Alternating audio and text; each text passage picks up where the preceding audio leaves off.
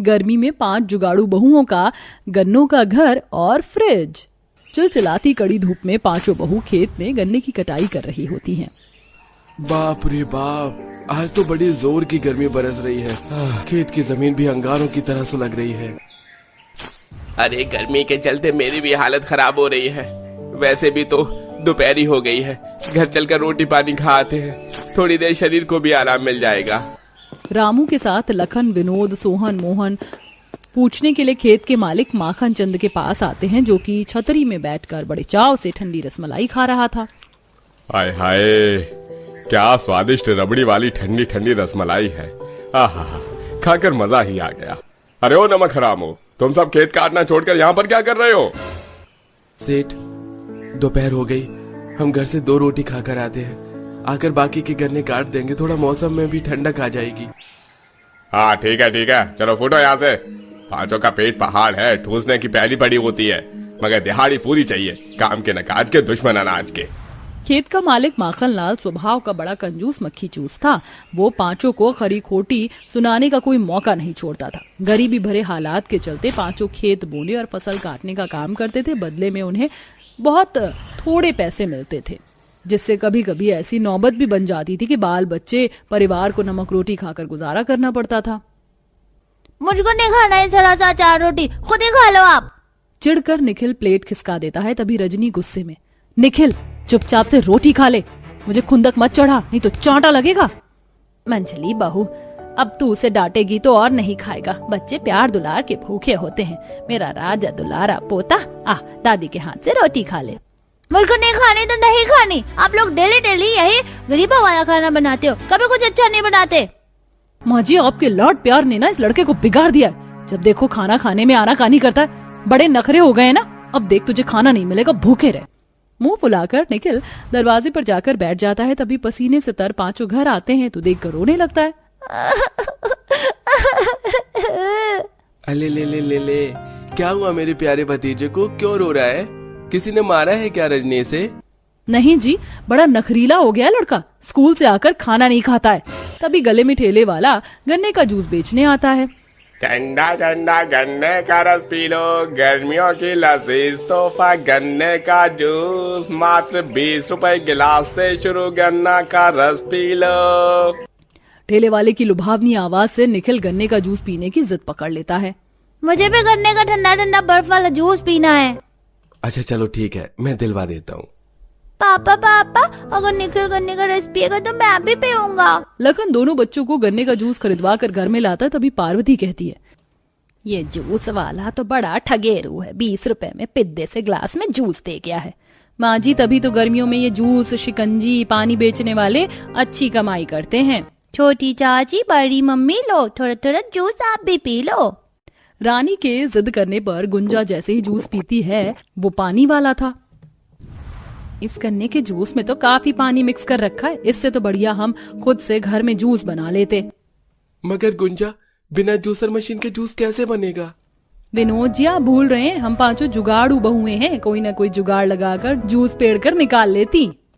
फिर पांचों भाई रूखी सूखी खाकर लू में गन्ने के खेत में जाकर दोबारा कटाई करते हैं। ऐसी ही स्थिति कट रही थी। फिर एक दोपहर, गंगा बहू जरा मटके का ठंडा पानी पिला दे। मटका तो बिल्कुल खाली है माँ जी, पीने का पानी नहीं है, मैं पनघट से भर कर लाती हूँ। तभी कुसुम सुमन भी गंगा के साथ जाती हैं। चलो गंगा, हम भी तुम्हारे साथ चलते हैं, शाम को चूल्हा चलाने के लिए लकड़ी चुन कर ले आएंगे। बहू, अब तुम सब लोग नदी पर जा रही हो तो अपने गन्ने के खेत में पानी पटाना। पनघट के थोड़ी दूरी पर पांचों का एक छोटा सा खेत का टुकड़ा भी था, जिसमें हर साल पांचों बीज तो बोती, मगर मिट्टी की किस्म खराब होने के चलते मेहनत खराब हो जाती है। कड़ी धूप में पांचों नदी पर आती हैं, जहाँ बुढ़िया कपड़े धो रही थी। हाय राम, इतनी कड़क धूप में कपड़े धो करके कमर अकड़ गई। बेटी जरा कपड़े खंगलवा दोगी, कमर से झुका नहीं जा रहा। हाँ माँ, आप बैठकर तब तक हवा खा लीजिए। कुछ देर बाद, अम्मा आपके कपड़े खंगाल कर गठरी बना दिया है। मुझे तो पता ही नहीं चला, ठंडी ठंडी हवा बह रही थी, आंख लग गई। लाओ मैं चलती हूँ, यहाँ पास में ही मेरी झोपड़ी है। अम्मा, हम छुड़वा देते हैं गठरी। कुछ देर में तीनों कुटिया तक आती हैं, जिसके पास उनके खेत के गन्ने का पौधे भरे पड़े थे। इस साल भी हमारी सारी मेहनत खाक हो गई, सारे पौधे मर गए। सबसे खेतों में मोटे ताजे गठीले गन्ने उग रहे हैं। सोचा था इस साल गन्ने बेचकर हम अपना कच्चा घर पक्का करवा लेंगे। कुसुम, शायद हम पांचों के नसीब में दुख काटना ही लिखा है। बेटी, ऐसे हिम्मत नहीं हारते। देखना तुम्हारे खेत में खूब फसल लहलहाएगी। ये लो, पानी पटा दो। तीनों कुटिया के पास वाले हैंडपंप से पानी ले जाकर खेत में डालकर घर की तरफ चल देती हैं। तभी आंधी तूफान उठता है, जिससे उनका मिट्टी का मकान ढहकर मलबा हो जाता है। दादी दादी, हमारा घर टूट गया, अब हम कहाँ रहेंगे? पार्वती छाती पीट कर हाय हाय करने लगती है। क्या ऊपर वाले, अरे पहले ही मेरे बाल बच्चे क्या कम दुख काट रहे थे, जो ये मड़ई भी छीन ली। अब कहाँ भटकेंगे हम इस भीषण गर्मी में। तपतपाती धूप देखकर गंगा रजनी जुगाड़ से तिरपाल बांधकर थोड़ी छांव कर देती है। सबकी रात बगैर खाए पिए कटती है। 2-3 दिन यूं ही गुजरने के बाद उनके पति खेत पर से दौड़े दौड़े आते हैं। तुम सब लोग हमारे साथ जल्दी से खेत पर चलो। मगर लखन बेटा, हुआ क्या है? खेत पर आकर जुगाड़ू बहुएं देखती हैं कि हर एक क्यारी में रसीले गठीले गन्ने उगे हैं, जिससे उनका मन गदगद हो जाता है। ये तो चमत्कार हो गया, हमारे खेत में कितनी चमकदार रस भरे गन्ने उगे हैं और कितने सारे तादाद में। मुझे तो लालच आ रहा है, मैं चला गन्ने खाने। निखिल जैसे ही एक छोटा सा गन्ना तोड़ता है, वहाँ नया गन्ना पनप जाता है। हे भगवान, ये क्या चमत्कार है। पार्वती, ये जादुई गन्नों का खेत है। तुम्हारी 5 बहुओं की मेहनत का फल है। इन गन्नों से जो कुछ तुम चाहे बना सकती हो। यह सुनकर 5 जुगाड़ू बहुएं नदी और खेत के बीच वाली ठोस जमीन में घर की नींव खोद देती हैं। हमारे गन्ने का घर बनाने के लिए इतनी खुदाई काफी है। चलो अब गन्ने तोड़कर लेकर आते हैं। अब कुछ बहुएं खेत से गन्ने तो बाकी मिट्टी लाती हैं और गाढ़ा गाढ़ा लीप कर उन पर गन्ने के सरकंडे लगाती हैं। इसके बाद में छत और आंगन के चारों तरफ बारियां बनाती हैं। देखो, हमारा जुगाड़ू गन्ने का घर और आंगन कितना सुहावना लग रहा है, कितनी शुद्ध ताजी हवा लग रही है। माँ, काश के हमारे पास एक बढ़िया सा फ्रिज और बड़ा ढर्रेदार पंखा भी होता, तो हम गर्मी में ठंडा ठंडा कूल कूल होकर बड़े मजे से सोते और आइसक्रीम जमा कर खाते। निखिल की फ्रिज और फर्राटेदार पंखे की फरमाइश सुनकर जुगाड़ू बहुओं का दिमाग चल पड़ता है। जब हमने गन्ने से गर्मी में जुगाड़ घर बना लिया, तो पंखा और फ्रिज बनाना तो हमारे बाएं हाथ का खेल है। चलो काम में लगते हैं। 5 खेत में से तीखी धूप में से गन्ने काट कर लाती हैं, बढ़िया सा जुगाड़ू फ्रिज बनाती हैं और खर्चा लगाकर उसके अंदर तार फिट करती हैं, जिससे वो चल पड़ता है। और इसी तरह वो गन्ने के घास पत्तों से बिस्तर और बाकी सामान भी बनाती हैं। साथ ही खाना बनाने के लिए गन्ने की जुगाड़ वाली रसोई बनाकर खुशी खुशी रहने लगती हैं। अब हम अपने इस गन्ने के जुगाड़ रसोई में बड़े आराम से खाना पीना कर सकते हैं, जिससे हमको गरम गरम नूनी खानी पड़ेगी। कुंजा की इस बात पर चारों मुस्कुरा देती हैं और 5 बहुएं मिलकर सबके लिए कुछ मीठे ठंडे पकवान बनाती हैं, जैसे कि आम पन्ना, खीर, शरबत, और खुशी खुशी होकर गन्ने घर, रसोई, फ्रिज में गुजर बसर करती हैं। आज गरीब देवकी की बेटी लक्ष्मी को देखा देखी करने लड़के वाले आने वाले थे, इसीलिए पड़ोसन कादम्बरी के घर आकर कहती है, कादम्बरी बहन, वो दरअसल आज लक्ष्मी को देखने लड़के वाले आने वाले हैं, तो कोई बढ़िया ढंग की चादर, कुर्सी और कप प्लेट दे दीजिएगा नाश्ता पानी करवाने के लिए। अरे बिल्कुल देवकी बहन, ले जाओ, आखिर एक पड़ोसी ही दूसरे पड़ोसी के काम आता है। मगर बाद में अपनी बेटी को भेज देना, मुझे फेशियल थ्रेडिंग करवाना था। मेरा पार्लर जाने का खर्चा बच जाएगा। आखिरकार मैं आपकी जरूरत में काम आ रही हूँ। जी भेज दूंगी। देवकी के हद से ज्यादा गरीब होने के चलते ज्यादातर पड़ोसी उससे बोलचाल नहीं रखे थे, मगर कादम्बरी, जो कि लालची औरत थी, अपना सामान दिखाने के बदले खूब फायदा उठाती थी, क्योंकि लक्ष्मी ब्यूटी पार्लर सीखी हुई थी। कुछ देर में घमंडी सौदामिनी पर्स टांगे, गॉगल्स लगाए बिचौलन शीला के साथ आती है।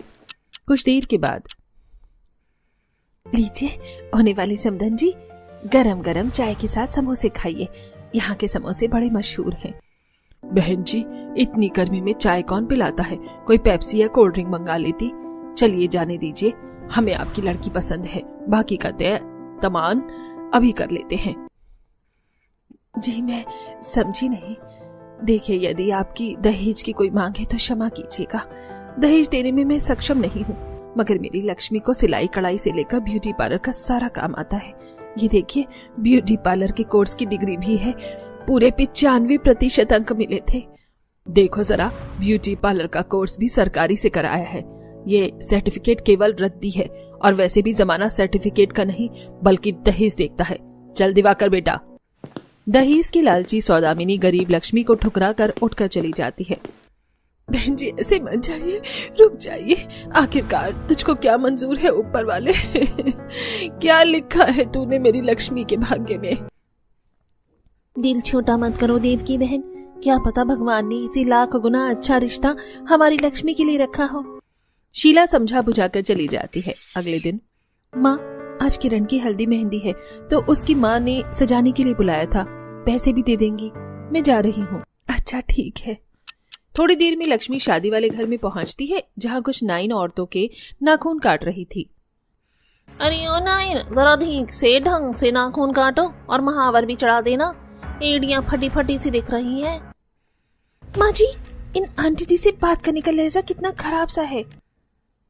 निशा बहू, इतनी बातें नहीं देखते हैं, शादी का घर है। कौशल्या बहन, निशा बहू अब बाकी औरतों के बाद में नाखून काट कर महावर चढ़ा देना, थोड़ा शरबत पी लीजिए। राम राम राम राम। अरे पद्मा, तुझे जात पात का थोड़ा सा भी ख्याल नहीं है, जो इन छोटी जात वाली नाइन सास बहू को अपने घर के बर्तन में जूस दे रही है। ये सुनकर काजल भड़क कर बोलती है, आंटी जी आपको किसने हक दिया हमें जलील करने का? देखो जरा, इस कल्लो मैया की जुबान कैसी कैची की तरह तेज चल रही है। पता नहीं कौन भया कर ले जाएगा इसे। एक तो काली कलूटी, ऊपर से नाइन। काले रंग का मजाक उड़ते देखकर काजल रो पड़ती है। तभी लक्ष्मी कहती है, आंटी जी कोई भी काम छोटा बड़ा नहीं होता। जिस तरह एक जौहरी हीरा बेचता है, एक सुनार सोना बेचता है, ये अपना काम कर रहे हैं। लक्ष्मी की बातें उस औरत की बोलती बंद कर देती है। वो कौशल्या को जच जाती है। अगले दिन पंडित जी उनकी तरफ से रिश्ता लेकर देवकी के दरवाजे पर पहुंच जाते हैं। नमस्कार जी बहन जी। जी आपकी लड़की के लिए एक बड़ा ही नेक रिश्ता लाया हूँ। नाई से भरा परिवार है उनका, खुश रहेगी बिटिया। थोड़ा सोच विचार कर देवकी रिश्ते के लिए हाँ करती है। बेटी, मेरी इच्छा तो यही थी कि तुझे ऊंचा खानदान, अमीर घर द्वार मिले, मगर इससे डरती हूँ कि कहीं ऐसी डोली उठने से पहले मेरी अर्थी न उठ जाए, इसलिए तो इस घर में ही शादी कर ले। लक्ष्मी के दिल में अपने होने वाले ससुराल को लेकर हजारों ख्वाब थे। क्या उसके ये ख्वाब पूरे हो पाएंगे या अधूरा रह जाएगा? चलिए देखते हैं। धूमधाम से लक्ष्मी अनुज की शादी होती है और वो अपने ससुराल में पहुंचती है, जो कि एक बहुत ही खूबसूरत और बड़ा होता है। नौकर चाकर फूलों से भरी थाली लेके स्वागत में खड़े थे। तुम सब लोग अच्छे से तैयार रहना, बहू के उतरते ही फूल बरसाना है। जी मालिक, हम तैयार हैं। लक्ष्मी का खूब अच्छा खासा स्वागत करवाया जाता है, जिससे लक्ष्मी खूब खुश होती है। तो तुम्हें तुम्हारा ससुराल पसंद तो आया ना? माँ जी, मुझे तो लगा था कि मेरा नाई से भरा ससुराल एक नॉर्मल फैमिली होगा। देवरानी जी, हम समझ सकते हैं, तुम्हें ऐसा इसलिए लगा क्योंकि उस दिन शादी में औरतों के नाखून काट रही थी, क्योंकि पद्मा जी के परिवार से हमारा बहुत ही पुराना ताल्लुकात है, वरना हमारा तो खुद का अच्छा खासा सैलून है, वो भी मशहूर। आई भाभी, मैं आपको आप पूरा घर दिखाती हूँ। काजल लक्ष्मी को पूरा घर दिखाती है, जहाँ बड़े बड़े कमरे, किचन, लिविंग हॉल और हाई फाई सैलून भी बना हुआ था। काजल, ये क्या भला है? यहाँ तो शॉवर वगैरह भी लगा हुआ है। क्या ये बाथरूम है? जी नहीं भाभी, ये बाथरूम नहीं, बल्कि बड़ी और छोटे भैया का सैलून है। काफी सारी मॉडल्स अपनी हेयर कटिंग और हेयर वॉश करवानी आती है। इस तरह लक्ष्मी का उसके नाई से भरे अमीर ससुराल में पहला दिन गुजर जाता है। अगले दिन वो बाल धोकर झाड़ रही थी कि तभी सास आती है। अरे बहू, तुम तैयार हो गई तो जल्दी से आ जाओ, चूल्हा पूजन करना है। और ये कमरे में तुम्हारे इतने बाल क्यों बिखरे हैं?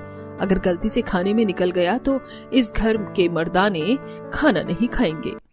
माँ जी, मेरे बाल बहुत ज्यादा कमजोर हैं, टूटते हैं। बहू, तुम्हारे बालों को कटिंग की जरूरत है, काफी दोमुहे बाल हैं। रुको, मैं बराबर करती हूँ।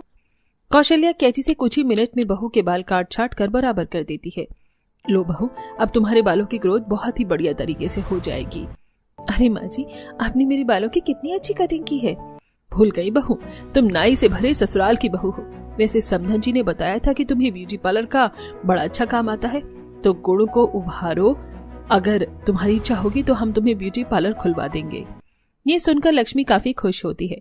नाई से भरे ससुराल में पूरा दिन हाईफाई घर के लड़के लड़कियों की कटिंग करवाने के लिए भी भीड़ लगी रहती। ससुर जेठ पति सब सैलून के यूनिफॉर्म पहने हुए कस्टमर को अटेंड कर रहे थे। निर्मल जी, टेल मी, मुझ पर बटरफ्लाई कटिंग कैसे लगेगी? सूट करेगी ना? अरे बूढ़ी घोड़ी लाल लगाम, बुढ़ापे में इसे बेबी कटिंग करवाना है, जैसे कि बारबी डॉल लगेगी। आपने कुछ कहा क्या? नो कमीनी, मेरा मतलब कामिनी जी, मैं तो ये कह रहा था कि आप पर बटरफ्लाई कटिंग बहुत सूट करेगी।